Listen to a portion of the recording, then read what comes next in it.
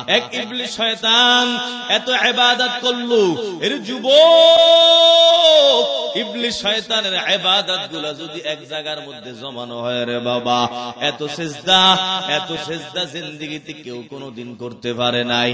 আল্লাহর বান্দা ইবলিস এত সিজদা করলো, সিজদাগুলোকে যদি মিলানো হয় জমিনের মধ্যে একটা জায়গাও খালি থাকবে না রে বাবা। এত ইবাদত বন্দেগী করার পর মাত্র সামান্য অন্যায় কাজ। হেরে যুবক, ইবলিস শয়তানের অন্যায় কি শোনো, সামান্য অন্যায়।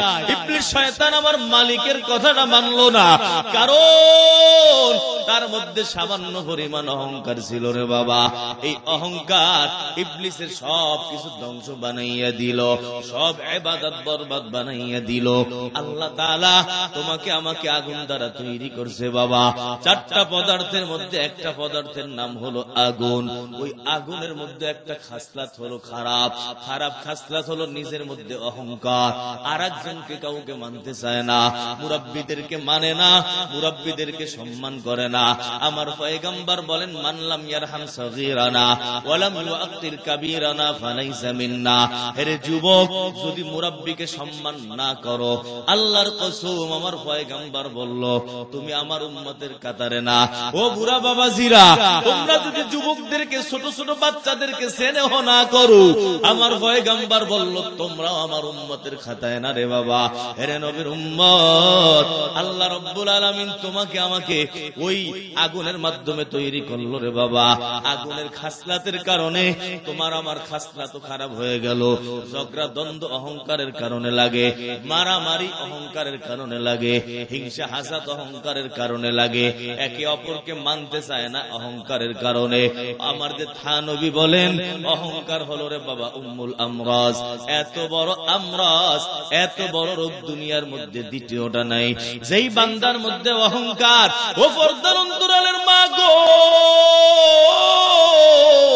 অহংকারের কারণেই তো স্বামীর সাথে ঝগড়া করো, অহংকারের কারণেই তো বউ শাশুড়ি দ্বন্দ্ব লাগলো।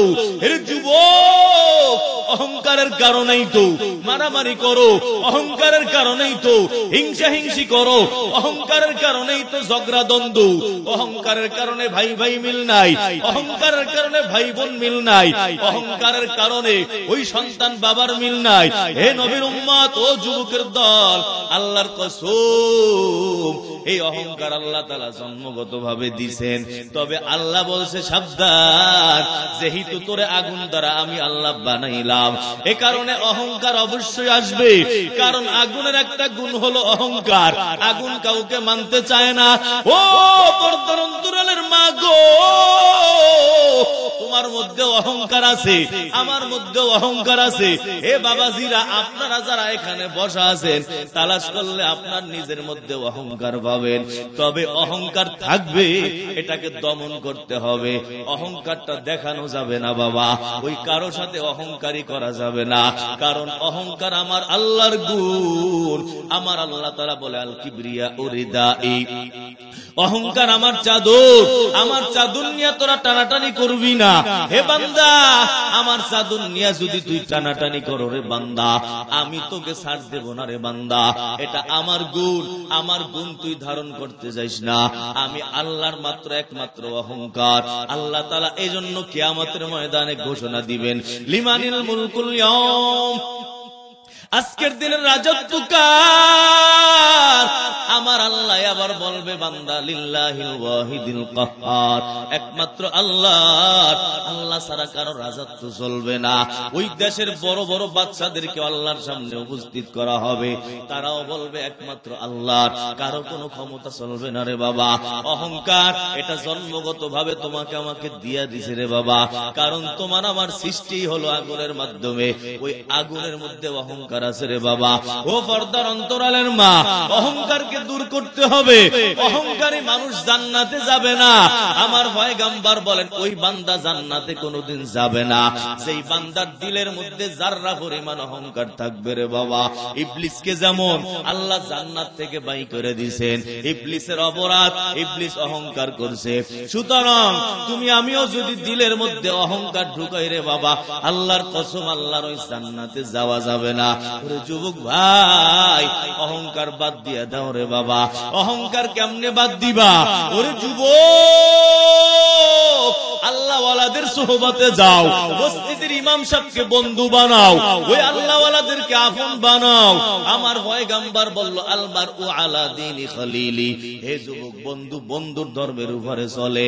তোমার বন্ধু যেমন হবে তুমিও তেমন হবা রে বাবা। তোমার বন্ধু যদি নামাজি হয় দেখবা তোমাকেও 2 দিন পর নামাজি বানাই দিবে। তোমার বন্ধু যদি আল্লাহওয়ালা বুজুর্গ হয় রে বাবা, তোমাকেও 2 দিন পর আল্লাহওয়ালা বুজুর্গ বানানোর ফিকির করবে। তোমার বন্ধু যদি বিড়ি খায় 2 দিন পর তোমাকেও বিড়িখোর বানাইয়া দিবে, ঠিক কিনা? হেরে যুবক, ওই বন্ধুর কাছে গিয়াই তো বিড়ি খাওয়া শিখলো। জন্মগত ভাবে আল্লাহ বিড়ি খাওয়ার গুণ দিয়া পাঠাইছেনি।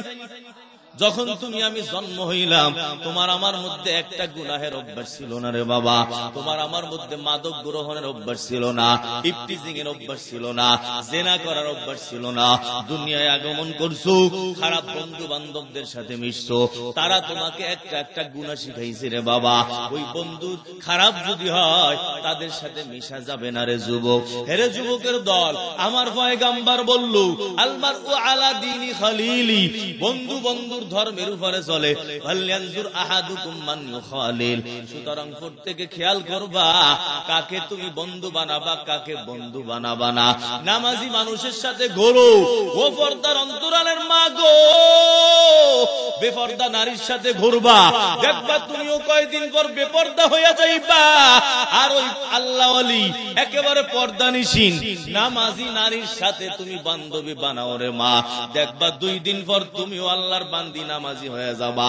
আল্লাহ তাআলা এই মানুষকে কোনো খারাপ গুণ দিয়া পাঠায় নাই। হে বাবাজিরা, ও যুবক ভাই, আমার আল্লাহ তোমাকে আমাকে জান্নাত থেকে পাঠাইছেন রে বাবা। জান্নাত থেকে আমার বাড়ি, তোমার বাড়ি হলো জান্নাত। ওই জান্নাত থেকে তুমি আমি আগমন করলাম। একটা নাফরমানি, একটা গুনাহের অভ্যাস আল্লাহ আমার মধ্যে ঢুকায় নাই, তোমার মধ্যে ঢুকায় নাই। একটা গুনাহ আমলনামায় দিয়ে আল্লাহ পাঠায় নাই, একেবারে জান্নাতি বানাইয়া পাঠাইলো। তোমাকে আমাকে আবার জান্নাতি হয়ে কবরে যাইতে হবে। যদি গুনাহ নিয়ে যাও ওরে যুবক, ওই গুনাহ তোমাকে আমাকে বাবা জাহান্নামের মধ্যে ফালাইবো। 1 নম্বর, আল্লাহ তোমাকে আমাকে আগুন দ্বারা বানাইছে রে বাবা। 4টা পদার্থের মধ্যে একটা পদার্থ হলো আগুন। আগুনের মধ্যে অহংকার আছে। এই অহংকার জন্মগতভাবে সবার মধ্যে আছে, যেহেতু নফস সবার মধ্যে আছে। সুতরাং এই অহংকার করা যাবে না রে বাবা। অহংকারকে দমন করতে হবে। দমন করবা কেমনে? এই রোগ আছে না না আছে, ডাক্তারের কাছে আগে যাবা, ডাক্তারের কাছে গিয়ে চেকআপ করবা। ওই রুহানি ডাক্তারও আছে। তোমার আমার দেহের যেমন ডাক্তার আছে রে বাবা, তোমার আমার রুহেরও ডাক্তার আল্লাহ দুনিয়ায় পাঠাইছেন। ওই রুহের ডাক্তারের কাছে আগে যাব। যাওয়ার পর তাদের কাছে গিয়া নিজেকে যখন তুমি আমি পেশ করবো রে বাবা, আল্লাহ তাআলা এজন্য বলছে ইয়া আইয়ুহাল্লাযীনা আমানুত্তাকুল্লাহ ওয়া কুনু মা'আস সাদিকিন। এর যুবক, আমার আল্লাহ বলল আল্লাহকে ভয় করো, আল্লাহর ভয় ভিতরে ঢুকাও, নাফরমানি বন্ধ করো। কেমনে করবার যুবক? আমার আল্লাহ রাস্তা বলে দিবেন। কয় যারা আল্লাহওয়ালা মানুষ, যারা আল্লাহর নেককার বান্দা বান্দি, তাদের সোহবতে যাও, আল্লাহওয়ালাদের সাথে চলো, ভালো মানুষটার সাথে চলো। ওই মানুষটার সাথে চলতে চলতে তুমিও ভালো হয়ে যাবা। এর যুবক, আমার আল্লাহ তাআলা তোমাকে আমাকে চারটা পদার্থের কারণে তোমার আমার মধ্যে গরমি, আগুনের কারণে ঝগড়া দ্বন্দ্ব, আগুনের কারণে তোমার আমার মাথা বড় গরম। হেরে যুবকের দল, এখন এইটাকে যদি দমন করে না যাও ওই জাহান্নামে আল্লাহ ফালাইব। 2 নম্বর হলো পানি দ্বারা বানাইলো। হেরে যুবক, এই পানির একটা গুণ হলো পানি সুবিধাবাদ জিন্দাবাদ রে বাবা। পানি যেই দিক নিচু পায় ওই দিকে পানি দৌড় দেয়। মানুষের মধ্যে একটা আছে সুবিধাবাদ জিন্দাবাদ, এই পানির আর একটা গুণ হলো, হে যুবকের দল, এই পানি যেই পাত্রে যায় ওই পাত্রের আকার ধারণ করে। যদি লাল পাত্রে পানি রাখো দেখবা পানির কালার লাল দেখা যায়, কালো পাত্রে রাখবা দেখবা পানির কালার কালো, ওই নীল পাত্রের মধ্যে রাখবা দেখবা পানির কালার নীল। এই পানির মধ্যে একটা গুণ হলো আল্লাহর বান্দা খালি বারবার বারবার রং পাল্টায়। আমরা মানুষ, আমাদের মধ্যে এমন একটা গুণ আছে রে বাবা, আমরা মানুষরাও রং পাল্টাই। এরে যুবক, আমার আল্লাহ বলছে সাবধান, সিবগাতাল্লাহ, আমার আল্লাহর রঙে রঙ্গিত হবা, দুনিয়ার আর কোন রঙে রঙ্গিত তোমরা হইতে পারবা না। যদি আমার জান্নাতে যাইতে চাও আমার রঙে রঙ্গিত হও, কিন্তু দেখো আমাদের কত রং। এর যুবক, তুমি স্কুলে যাওয়ার সময় তোমার এক রং, ওই মসজিদে ঢোকার সময় আর এক রং, যখন গান বাজনার অনুষ্ঠানে যাবা তখন তোমার আর এক রং রে বাবা। তুমি যখন মসজিদে ঢোকো পাঞ্জাবি টুপি বইরা তখন তুমি মসজিদে ঢুকলা, স্কুলে যখন যাও পাঞ্জাবি থাকেনি, স্কুলে যাওয়ার সময় তুমি কালার পাল্টাই ফেলাইলা, স্কুলে যাওয়ার সময় তোমার রং পাল্টায় গেল। ও পর্দার অন্তরালের মা গো, তুমি এক জায়গার মধ্যে এক কালার আর এক জায়গার মধ্যে আর এক কালার। এর যুবকের দল, আজকে আমরা রং গুলা পাল্টাইতে থাকি রে বাবা, এক এক জায়গায় এক এক রং। আমার আল্লাহ বলল না না, যদি জান্নাতে যাইতে চাও আমার রং ছাড়া দ্বিতীয় রং তোমরা ধরতে পারবা না। আমার রং কোনটা? কয় আমার হাবিবের যত সুন্নাত, আমার পয়গম্বরের সুন্নাত রে যুবক, পয়গম্বরের সুন্নাতই হলো আমার আল্লাহ তাআলার রং। আল্লাহর রং ধারণ করু, সব জায়গার মধ্যে এক রং থাকবে। মসজিদে যেমন ঢুকছো তোমার মাথায় টুপি, পায় ওই পায়ের মধ্যে পায়জামা টাকনুর উপরে, তোমার গায়ে পাঞ্জাবি গায়ে দেওয়া। এর যুবক, যখন তুমি বিবাহের অনুষ্ঠানে যাবা তখনও তোমার রং এমনটাই থাকবে, তুমি টুপি খুলবা না। আমার পয়গম্বরের সুন্নাত রে যুবক, কয় সব সময় টুপি পরা, এটা পয়গম্বরের সুন্নাত। জামা কটরু কয় হাঁটুর নিচ পর্যন্ত পরবা, এটা পয়গম্বরের সুন্নাত, এটা আমার আল্লাহর রং।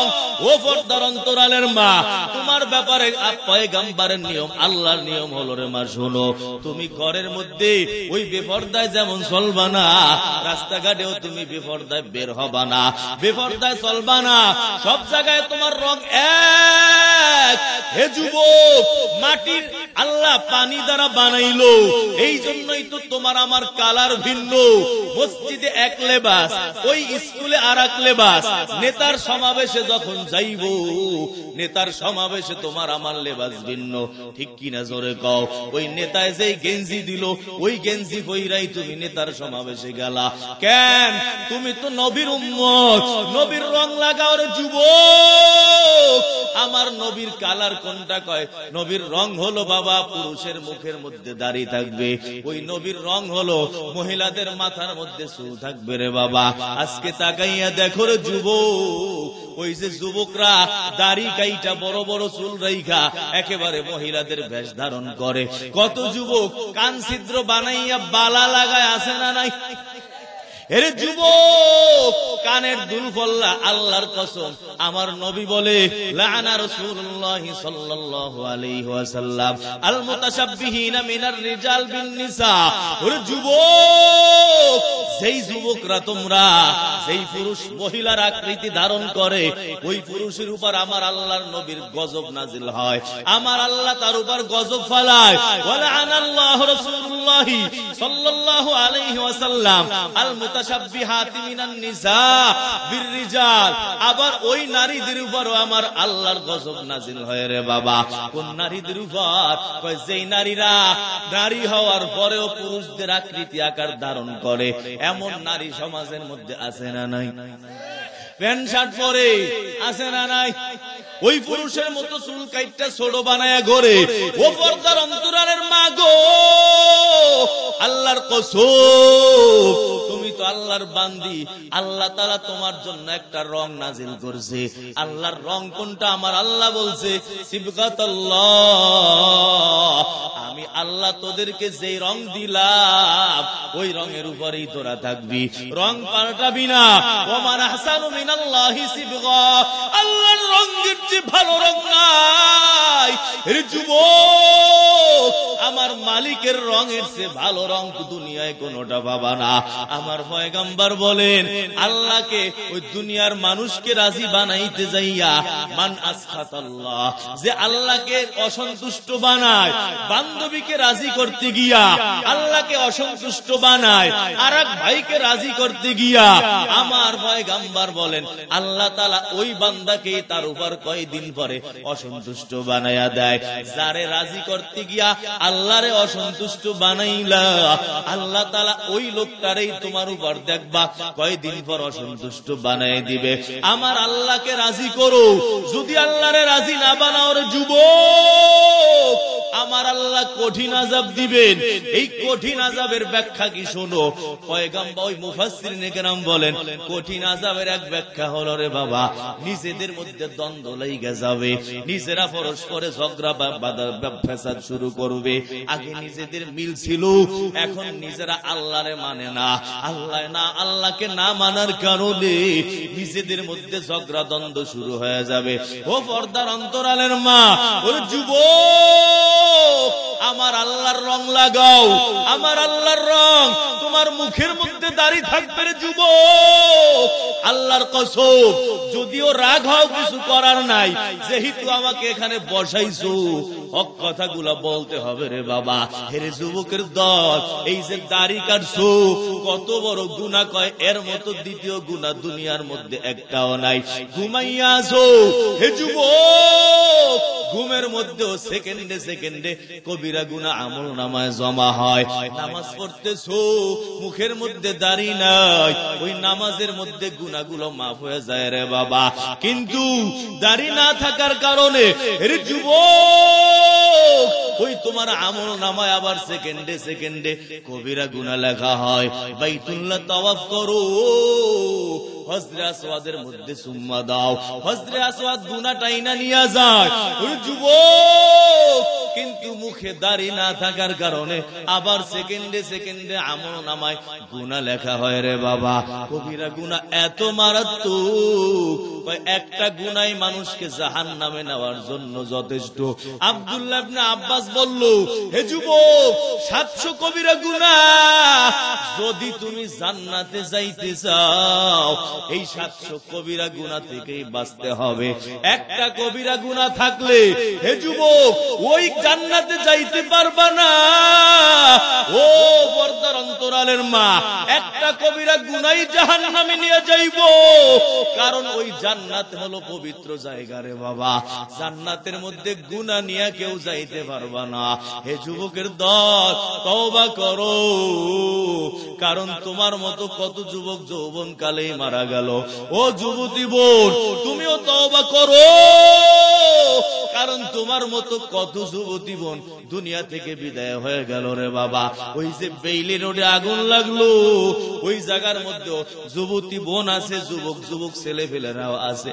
এ বাবাজিরা, জানা নাই মালিকের দরবারে যদি দাঁড়াইতে হয়, মুসলমান না হয়ে মালিকের দরবারে দাঁড়াইও না। আমার আল্লাহ বলছে, এ আমার বান্দা বান্দিরা, সাবধান, মুসলমান না হইয়া কবরে আসবা না। আমার রং ধারণ করো। এর যুবক, দাড়ি রাখা হলো আমার আল্লাহ তাআলার রং রে বাবা, আর যে তুমি দাড়ি শেভ করো এটা কিন্তু আমার আল্লাহ তাআলার রং না। আল্লাহ ফেরেশতা বানাইছে, যেই ফেরেশতা এই দাড়ির নাম নিয়ে আল্লাহর তাসবিহ পড়ে, সুবহানাল্লাযী জায়্যানার রিজালা বিন লুহা, ওই সত্তা আমার বড় পবিত্র, যেই সত্তা পুরুষদেরকে দাড়ির মাধ্যমে সজ্জিত করলো, পুরুষদেরকে দাড়ি দ্বারা সাজাইলো। এর যুবক, দাড়িটা হলো তোমার সাজ, দাড়িটা হলো তোমার সজ্জা। দাড়ির কারণে তুমি যে একজন পুরুষ সেইটা তোমাকে বোঝা যায়। হে যুবক, চিন্তা করছো নি, দাড়ি নাই, টুপি নাই, প্যান্ট শার্ট পরা, ওই রাস্তায় যদি মারা যাও, আল্লাহর কসম, আইডি কার্ড যদি তোমার সাথে না থাকে রে বাবা, ওই রাস্তাঘাটে তোমাকে কেউ চিনবে না। তুমি মুসলমান না হিন্দু, তোমাকে আগুনে পোড়াবে নাকি দাফন করবে কেউ জানবে না রে বাবা। এরে যুবকের দল, আমার আল্লাহর রঙে রঙ্গিত হও, আল্লাহর কসম, আল্লাহর রং নিয়ে যদি ওই কবরে না যাও রে বাবা, ওই কবরে শান্তি নাই, ওই হাসরেও শান্তি পাবা না। আমার আল্লাহর রং যাদের থাকবে তাদেরকেই তো আল্লাহ ভিআইপি জায়গা দিব।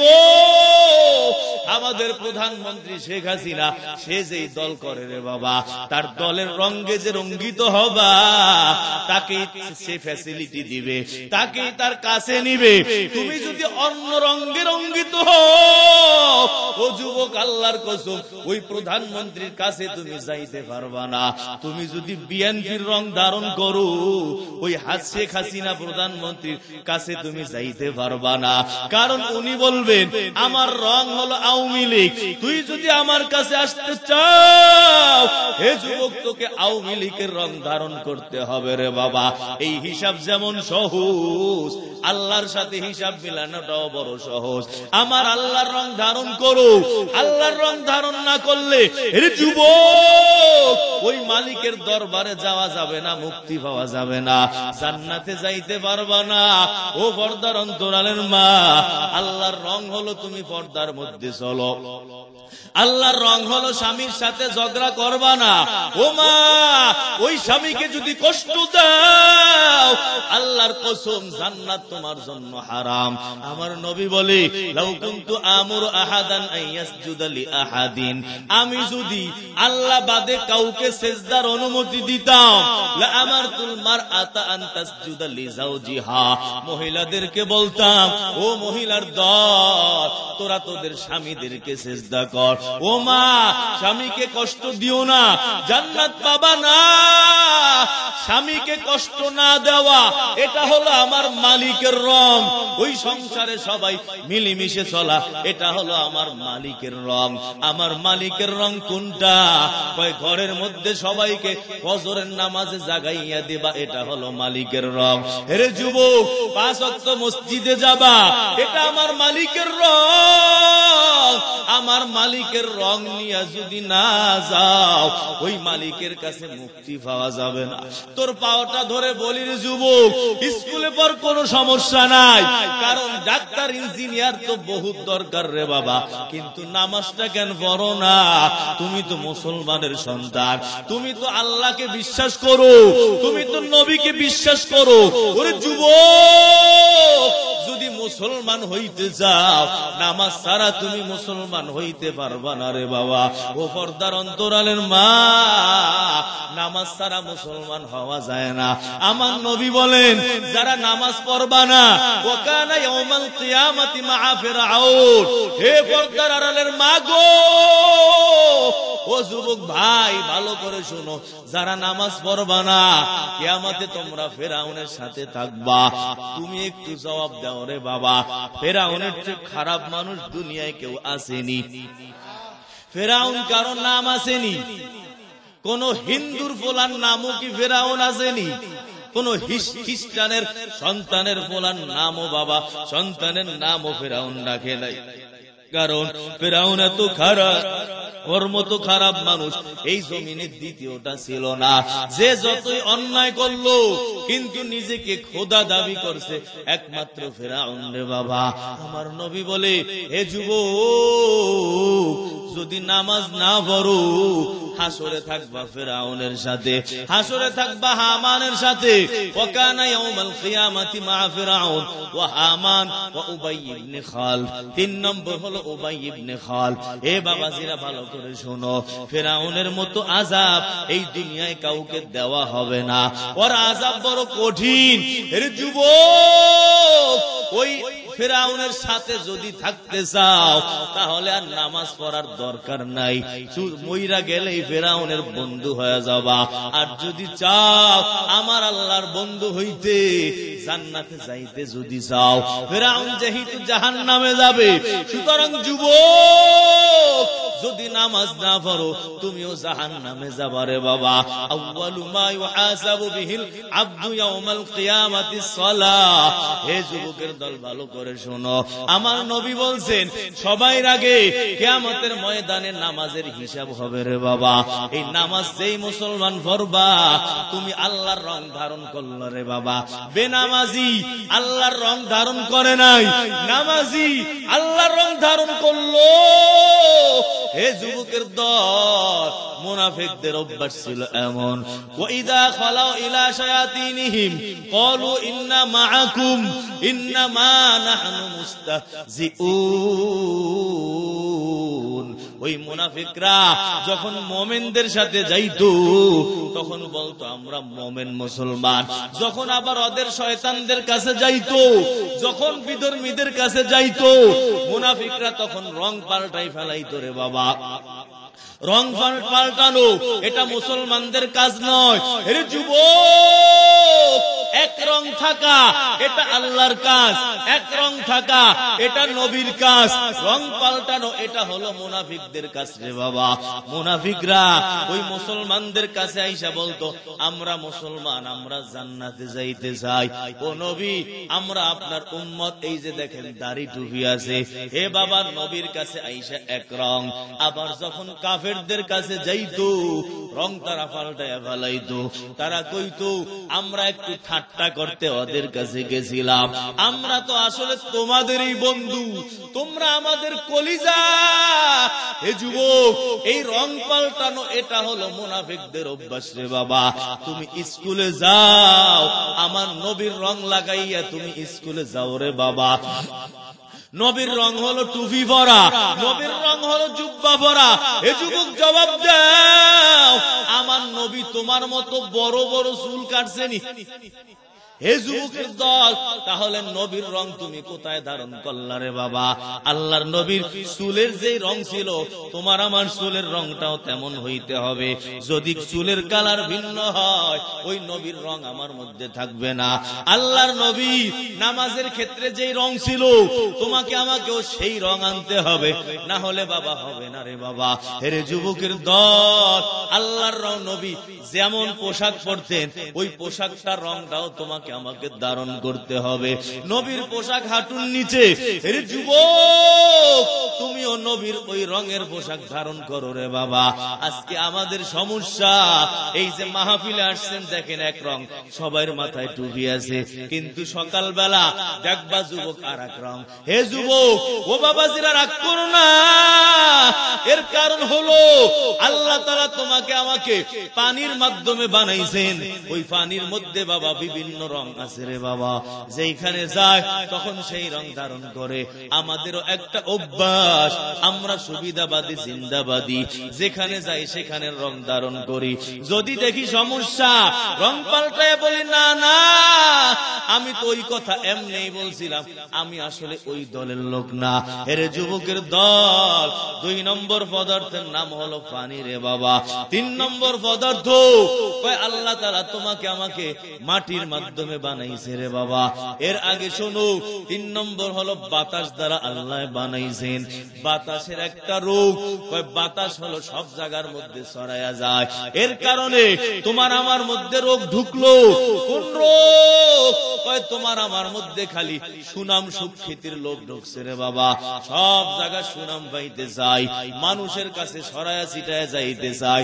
আরে যুবক, ওই যে দান করি, সেই দান করার মধ্যেও আমার ধান্দা থাকে, আমার মাকসাদ থাকে, সবাই যেন আমাকে বড় দানবীর বলে, ঠিক কিনা জোরে কও। এর কারণ আল্লাহ তোমাকে আমাকে বাতাস দ্বারা বানাইলো। ও পর্দার অন্তরালের মা গো, একটু খেদমত করার পর প্রশংসা পাইতে যাও, এটা বড় সমস্যা রে মা। হে বাবাজিরা, নামাজ পড়ছি, এখন আমার মনে চায় সবাই আমাকে বড় নামাজি বলুক। আমি হজ কইরা আসছি, এখন যদি আমাকে কেউ হাজী সাহেব না কয়, তখন আমি রাগ হয়ে যাই, ঠিক কিনা? নাম জিজ্ঞাসা, নাম কি? কয় হাজী আসলাম, ঠিক কিনা? কেন নাম আবার এই নামে আসেনি কি জানি কেন? এই হাজী কি আপনার বাবা জন্মের পর রাখছেনি? কোথায় পাইলা হাজী? ও বাবাজি, তুমি তো নামাজও পড়ো, হজ যেমন একটা ফরজ আমল, নামাজটাও তেমন ফরজ আমল রে বাবা। কেন তুমি কও না আমি মুসাল্লি আসলাম? কেন কও না? রোজা রাখো, আমি সায়েম আসলাম কেন কও না? যাকাত দাও, আমি মুজাক্কি আসলাম কেন কও না? কারণ এই হজের মধ্যে একটু ক্রেডিট দেখা যায়, ঠিক কিনা জোরে কও। হজ করছি একটু বড় লোক ভাব, এইটা কোত্থেকে আসছে? এটা আসছে আল্লাহ বাতাস দ্বারা বানাইছে রে বাবা। বাতাসের মধ্যে এই গুণ সরসরাইয়া যায়, ছিটাইয়া যায়, মানুষকে শুধু নিজের সুনাম সুখ্যাতি শুনাইতে চায়। এটা বাবা, এই আমল আল্লাহর দরবারে কবুল হবে না, এই হজ মালিকের দরবারে কবুল হবে না। যেই তাহাজ্জুদের গল্প করবা, ওরে বুড়া বাবাজি, ওই তাহাজ্জুদ মালিকের দরবারে কবুল হবে না।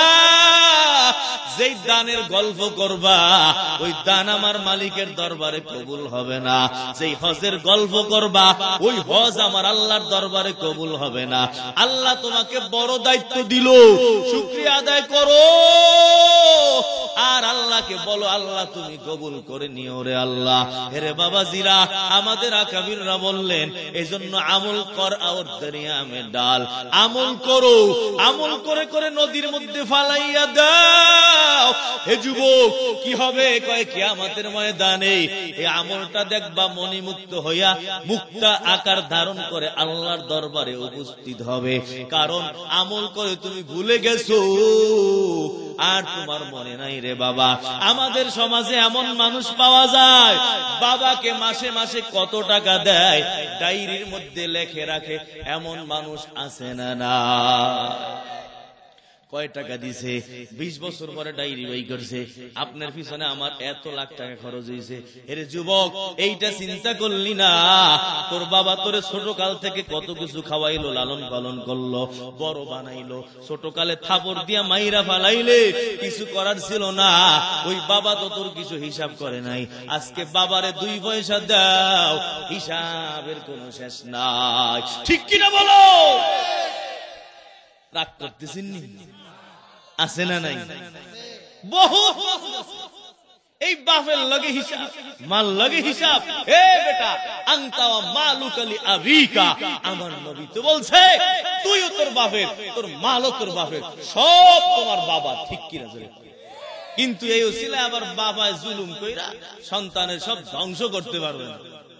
সন্তানের জিনিস সেটা ভিন্ন, ঠিক আছে, বাবার পিছনে খরচ করো, এই বাবাই তোমার জান্নাত, এই বাবাই তোমার জাহান্নাম, মাই তোমার জান্নাত, মাই তোমার জাহান্নাম। রাসূল বলেন, হুমা জান্নাতুকা ওয়া নারুকা। হে যুবক, তোমার মাই হলো তোমার জান্নাত, তোমার বাবাই হলো তোমার জান্নাত, আবার এই মাই হলো তোমার জাহান্নাম, বাবাই হলো তোমার জাহান্নাম। কেমনে? কয় খেদমত করো, তাদেরকে রাজি বানাও। কেমনে রাজি বানাবা? আমার নবী বলছেন, হে যুবক, আল জান্নাতু তাহতা আকদামিল উম্মাহাত, জান্নাত হলো মায়ের পায়ের নিচে রে বাবা, মায়ের পায়ের নিচে যদি জান্নাত হয়, তোমাকে জান্নাতে যাইতে হলে এই দুনিয়ায় থাকতে মায়ের পায়ের নিচে যাও। হে যুবক, মায়ের পায়ের নিচে ঢুকো, মায়ের পায়ের নিচে মাথাটা রাখো, আল্লাহর কসম, তাহলেই মাত্র জান্নাত পাবা রে বাবা, অন্যভাবে জান্নাত তুমি পাবা না। আজকে তোমাকে আমাকে আল্লাহ বানাইলো একমাত্র আল্লাহর জন্য, আমল করার জন্য। আজকে তুমি আমি আমল কইরা সুনাম ছড়াইতে চাই, মানুষের কাছে গল্প করলাম। হে বাবাজিরা, ইখলাস ছাড়া কোনো আমল কবুল হবে না। যা করব একমাত্র আমার আল্লাহর জন্য করব, দ্বিতীয় কারো জন্য করব না। 4 নম্বর যেই জিনিস দিয়ে আল্লাহ বানাইলো সেই জিনিসের নাম হইল রে বাবা মাটি। এই মাটির মধ্যে একটা বদ অভ্যাস, মাটি সব জিনিসকে ময়লা বানায়া ফেলায়। মাটির মধ্যে যদি কিছু পড়ে দেখবা ওই জিনিসটা ময়লা হয়ে গেছে। এই মাটির কারণে তোমার আমার মধ্যে যৌন অবৈধ চাহিদা আছে রে বাবা। এই যৌন অবৈধ চাহিদা এটাও মানুষকে নাপাক বানায় ফেলায়, ময়লা বানায়। এরে যুবক, এই মাটির আর একটা গুণ, মাটির আর একটা দোষ বা গুণ যাই বলো, মাটির মধ্যে কার্পণ্যতা আছে রে বাবা। মাটির মধ্যে যা দিবা সব নিজে গ্রাস করে নিবে। কিছুদিন পর মাটি খুঁজবা, একটা কাপড় রাখছো, দেখবা কাপড়টা তালাশ করে পাবা না, ওই মাটি কাপড়টাকে খাইয়া ফেলাইলো। এরে যুবক, এই মাটির কারণে তোমার আমার মধ্যে কৃপণতা আসলো। কৃপণতা, এ যুবকের দল, বখুল যেটাকে বলে, কৃপণ মানুষ কোনদিন আল্লাহর জান্নাতে যাবে না। বখিল আর চেয়ে বাসাত জাহেদে বাহরুবর। কৃপণ মানুষ, কৃপণ কারে কয় সেটা আগে বুঝো। কয় বিবির পিছনে খরচ করা দরকার, এখন সেটাও খরচ করে না। প্রয়োজনীয় খরচ দরকার সেটাও করে না। মায়ের পিছনে দরকার সেটাও করে না। বাবার পিছনে দরকার সেটাও করে না। দরকারি আত্মীয় স্বজনদের হক সেটাও আদায় করে না। ওই যাকাত কার্পণ্যতার কারণে যাকাতটা পর্যন্ত দেয় না। বৈধ যেই হকগুলা আছে, ওই হকগুলা যেই বান্দা আদায় করলো না, ওই বান্দা কৃপণ রে বাবা। আমার নবী বলেন, কৃপণ মানুষ যদি দেখো ওই পানির উপরে দাঁড়াইয়া দাঁড়াইয়া নামাজ পড়ে, তারপর এই মানুষটা জান্নাতে কোনোদিন যাবে না। কার্পণ্যতা এমন বড় খারাপ গুণ, এই মানুষটা যতই ইবাদত করুক, যদি কৃপণ, এই কৃপণ কোনোদিন জান্নাতে যাবে না। কার্পণ্যতার কারণে যাকাত দিতে চায় না, ঠিক কিনা জোরে করে? যাকাত ফরজ, কৃপণ হওয়ার কারণে যাকাতটা পর্যন্ত দিতে চায় না। হে মুসলমানের দল, এই কার্পণ্যতা আজকে তোমার আমার অনেক মানুষের মধ্যে আছে রে বাবা। বৈধ হকটা পর্যন্ত আদায় করে না। মাল সম্পদ কামাও, এটা ভিন্ন, কিন্তু আবার ওই মাল সম্পদের লোভ খারাপ। হে বাবা, সম্পদের মালিক হওয়া ভালো, খারাপ না, কিন্তু সম্পদের লোভ থাকা খারাপ জিনিস। যার মধ্যে লোভ থাকে ওই মানুষটা যাকাত দিতে চায় না। যার মধ্যে লোভ থাকে ওই মানুষটা হজ করতে চায় না। যার মধ্যে লোভ থাকে ওই মানুষটা বাবার হক আদায় করতে চায় না। যার মধ্যে লোভ থাকে ওই মানুষটা বোনের হক আদায় করতে চায় না।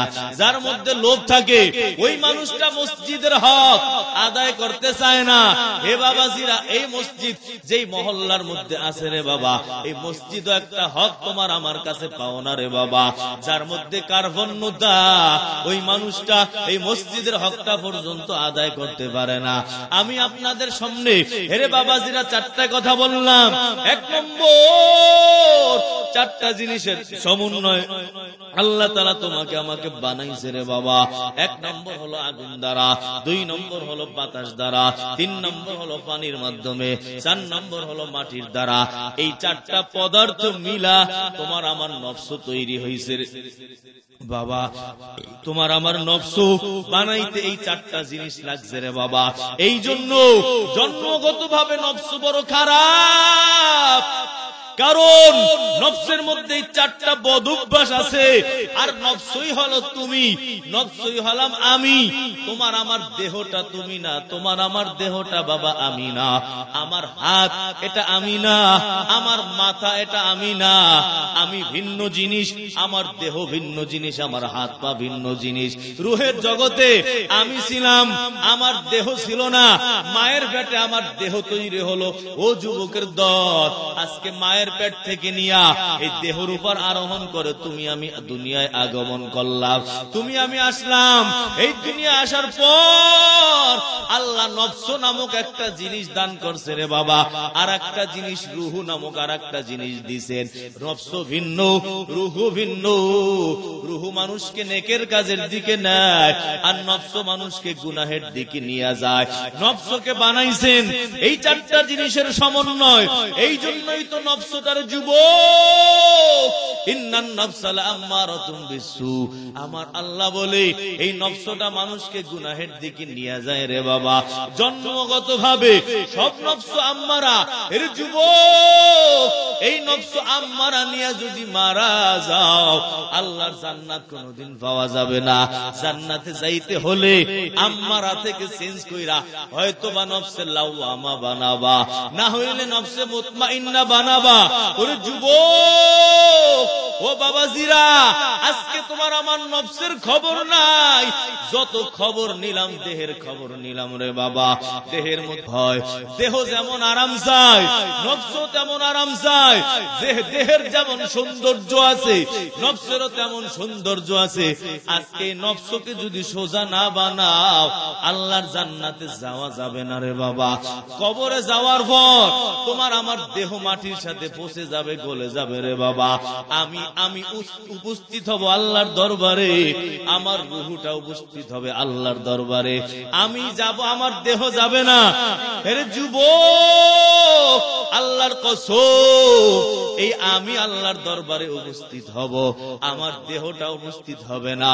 আমার নবী বলছেন, এই জন্য যেই বান্দারা জান্নাতে যাবা, ওই বান্দা জান্নাতে যাওয়ার আগে তোমাকে নতুন দেহ আল্লাহ তাআলা দান করবেন। জাহান্নামে যাওয়ার আগে আবার নতুন দেহ আল্লাহ দান করবেন। এর যুবক, ওই জাহান্নামে যখন তুমি যাবা, তখন তোমার দেহটা কত বড় হবে। আমার পয়গম্বর বললেন, হে বাবাজিরা, জিরসুল কাফিরি কাল উহুদ। আমার নবী বলছেন, যেই বান্দা জাহান্নামে যাবে, যেই বান্দা আল্লাহর বান্দি জাহান্নামে যাবে, তার দাঁত কত বড়, কয় উহুদ পাহাড় যত বড়। একটা একটা দাঁত আল্লাহ তাআলা এত বড় বানায় দিবে। মদিনা থেকে মসজিদে নববী থেকে বের হও, তাকাইয়া দেখো বিরাট একটা পাহাড়, বিশাল বড় পাহাড়। এর যুবক, একটা দাঁত হবে ওই উহুদ পাহাড়ের সমান। চিন্তা করো, যদি 32টা উহুদ পাহাড় একটা গালের মধ্যে ঢুকানো হয়, ওই গালটা কত বড় হবে রে বাবা। গালটা যদি এত বড় হয়, ওই গালের মাথাটা কত বড় হবে রে বাবা। মাথা যদি এত বড় হয়, দেহটা কত বড়।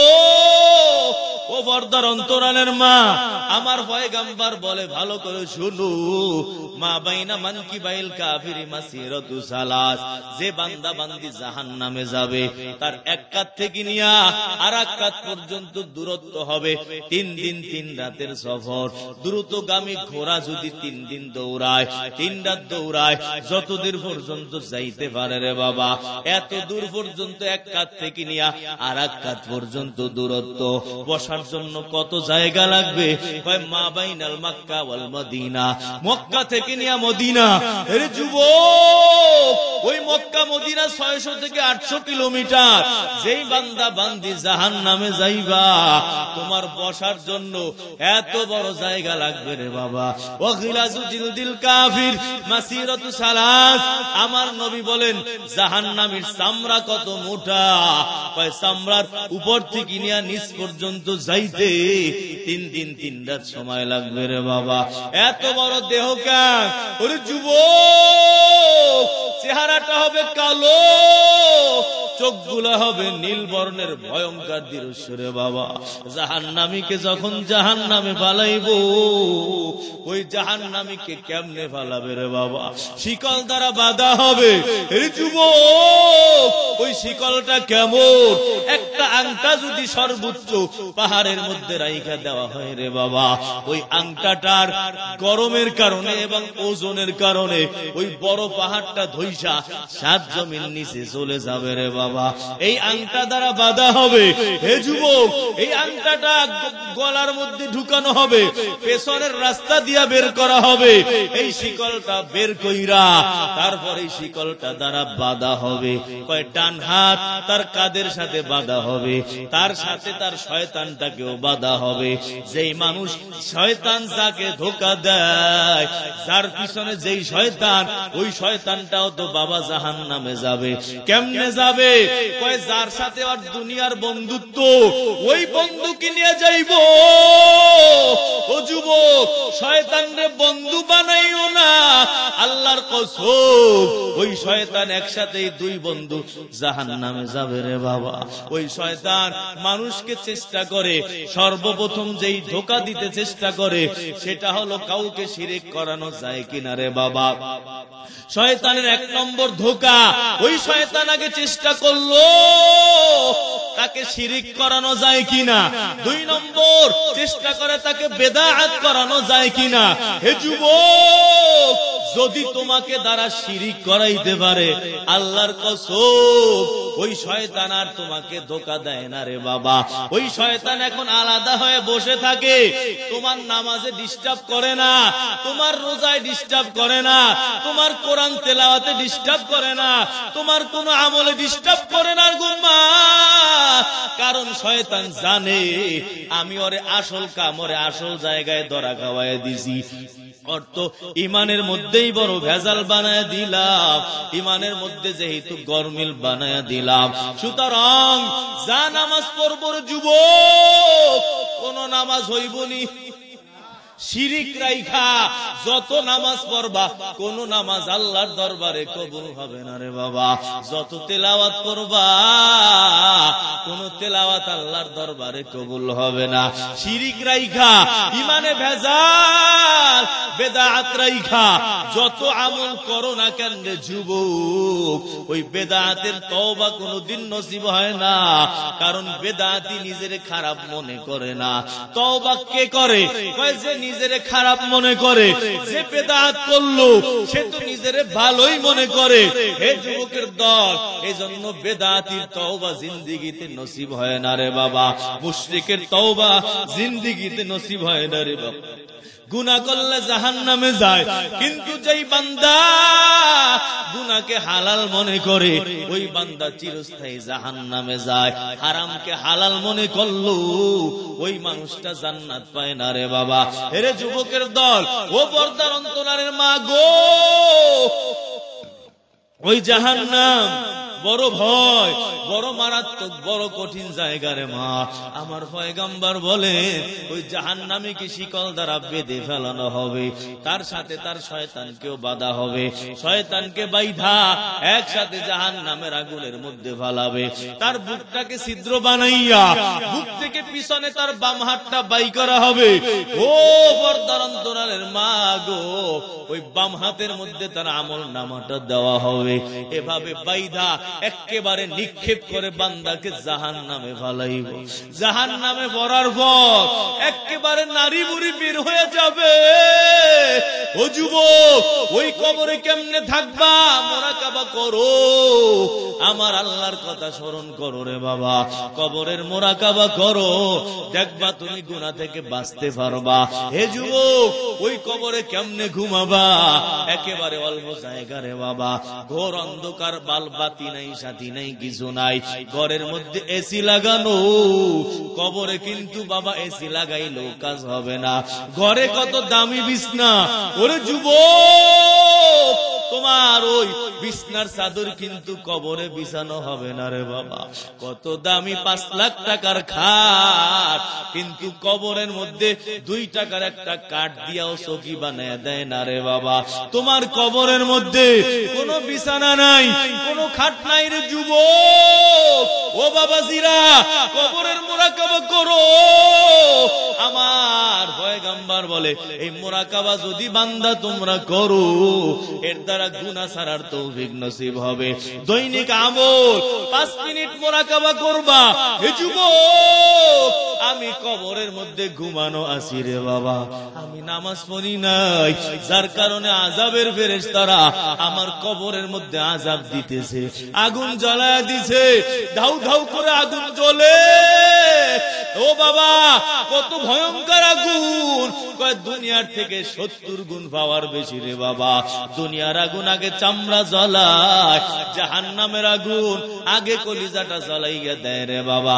দুনিয়ার আগুনের কালার হলো লাল, ওই জাহান্নামের আগুন, ও বরদারালের মা, আগুনের কালার হলো কালো। আমার পয়গম্বর বলে, ও আমার উম্মতেরা, যেমনে পারো জাহান্নাম থেকে বাঁচো। ও যুবক, কল্পনা করো 5 মিনিট মুরাকাবা করো। ওই কবরে আমাকে সাপে কামড় দেয়, কবরের মধ্যে 70 থেকে 99টা সাপ বাবা কবরে দেওয়া হবে। একটা একটা সাপ এত মারাত্মক। হে বাবা, আমার নবী বলে, রে বাবা শোনো, জাহান্নামীরা যখন জাহান্নামে যাইব, ও বাবাজি, ওই সাপ আইসা এমন ভাবে কামড় দিব, একেবারে 2 ঠোঁটে কামড় দিয়া তার দেহের সব চামড়া গুলা খসায় ফেলবে। একটু কল্পনা করো যে আমার চামড়া গুলো খসাইতেছে, আমি জীবিত, আমার চামড়া গুলো টাইনে টাইনে নিয়ে যাইতেছে।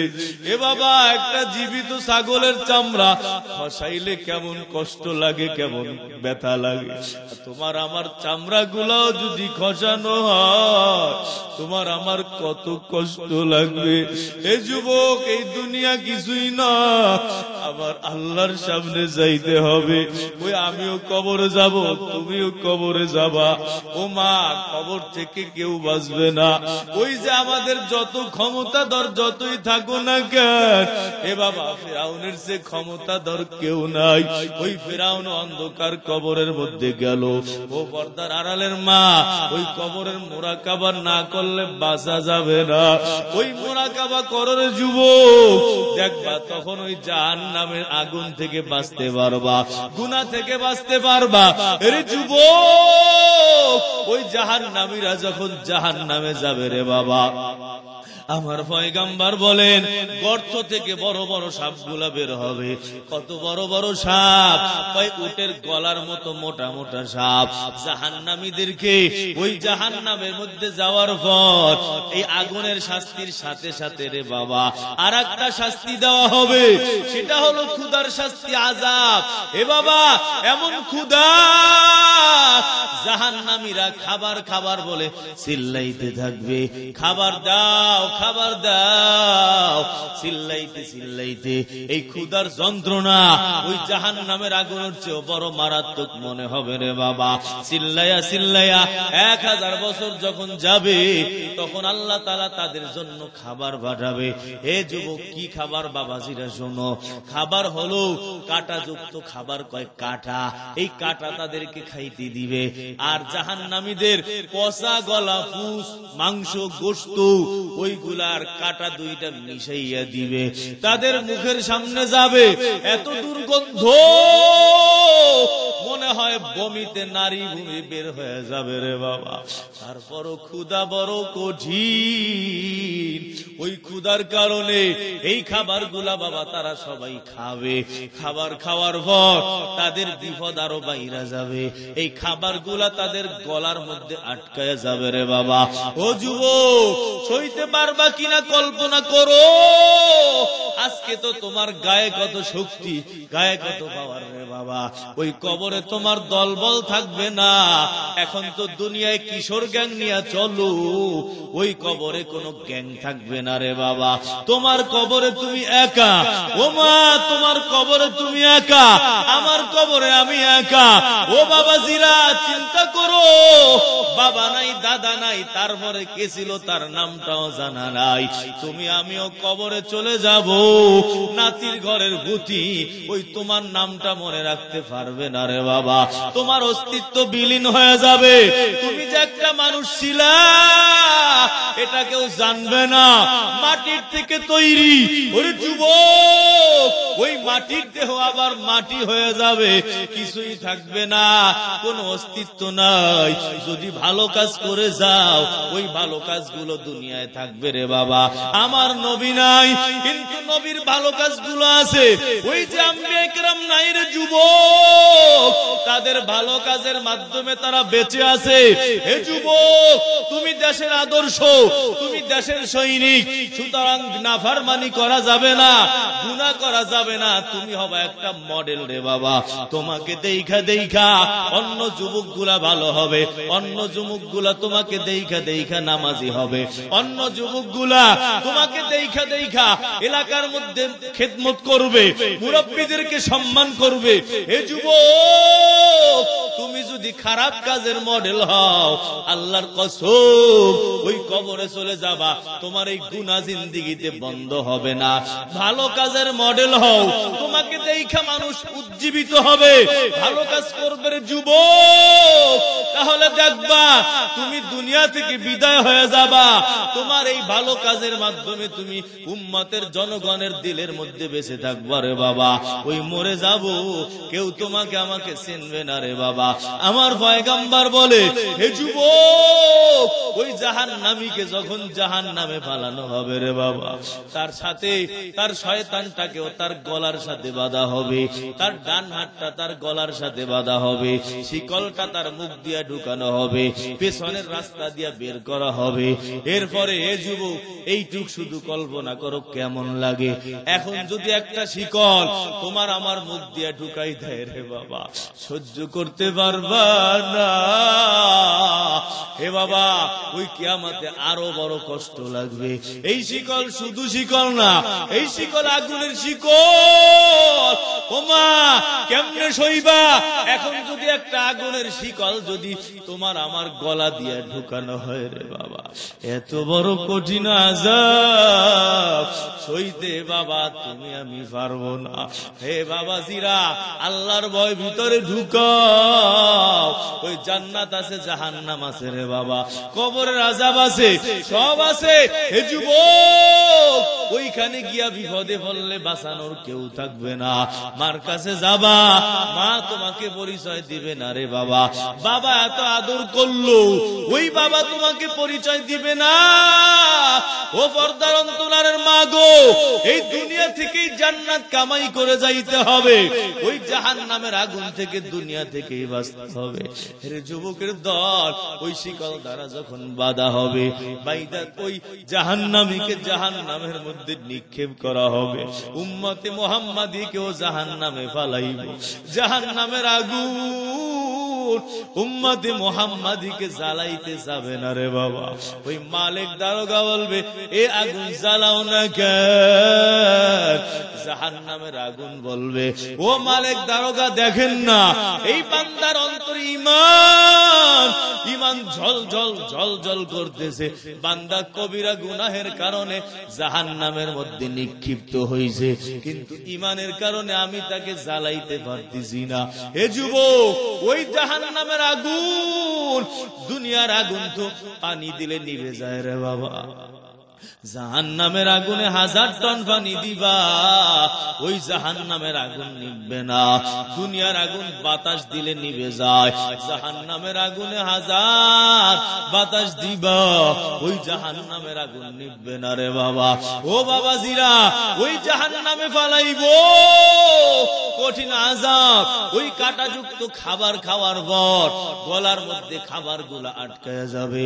এখন বান্দা বান্দিরা মালিকের দরবারে পানি পানি বলে চিল্লাইতে থাকবে, বলবে, আল্লাহ পানি দাও, পানি দাও। হে যুবক, 1000 বছর চিল্লানোর পর তখন তাদেরকে পানি দেওয়া হবে, কিন্তু সেটা কেমন পানি? কয় আংটার মাধ্যমে দূর থেকে গরম পানি তাদের চেহারার সামনে দেওয়া হবে। ও যুবকের দল, এই পানি যখন চেহারার সামনে আসবে রে বাবা, সাথে সাথে ওই চেহারা একেবারে ঝলসায়া যাবে, পুড়ে যাবে। তারা দেখবে গরম পানি খাওয়া যায় না, কিন্তু গলার যন্ত্রণা এত মারাত্মক রে বাবা। এই গলার যন্ত্রণার কারণে আল্লাহ তাআলার বান্দা বান্দিরা ওই গরম পানিগুলো ঢক ঢক ঢক ঢক করে গিলতে থাকবে। ও বাবাজিরা, ওই গরম পানি গিলার পর কি অবস্থা হবে? ওই কাটা তো দূর হবে, ঠিক আছে, কিন্তু কাটার সাথে সাথে পেটের নারী বুড়ি গুলো সবগুলো পয়সা গলে যাবে, পয়সা গলে যাবে রে বাবা। পয়সা সব একেবারে গলে গলে পেছনের রাস্তা দিয়ে বের হয়ে যাবে। ও যুবক, ও পর্দার অন্তরালের মা, এটা আরো বড় আযাবের কারণ হয়ে দাঁড়াবে। এত বড় আযাব, পিছনে প্যাডের ভিতরে কিছু থাকবে না। একটু কল্পনা করো রে যুবক, বর্তমানে যদি এমন হয় কেমন লাগবে তোমার আমার রে বাবা। ও বাবাজিরা, ওই হারামের কাছে যাইও না, সুদের কাছে যাইও না, ঘুষের কাছে যাইও না। হে বাবাজিরা, ওই জাহান্নাম থেকে বাঁচো। ও পর্দার অন্তরালের মা, আমার নবী বলেন এত মারাত্মক আগুন, ওই জাহান্নামের ওই পোশাক যদি জাহান্নামীরা যেই পোশাক পরিধান করবে রে বাবা, ওই পোশাক যদি দুনিয়ার এক প্রান্তে লাইরা দেওয়া হয়, এই পোশাকের গরমের কারণে সব দুনিয়ার সবকিছু ধ্বংস হয়ে যাইত রে বাবা। এই পোশাকের দুর্গন্ধের কারণে দুনিয়ায় কেউ বাঁচত না রে যুবক। এজন্য আমার নবী বলছে, এ যুবকের দল, ফামান যুহজিহা আনিন নার, আমার আল্লাহ বলে ফামান যুহজিহা আনিন নার ওয়া উদখিলাল জান্নাতা ফাকাদ ফাজ, যে জাহান্নাম থেকে বাইচা গেলা আর জান্নাতে ঢুকে গেলা বান্দা, তুমি তো একেবারে সফল হয়ে গেলা।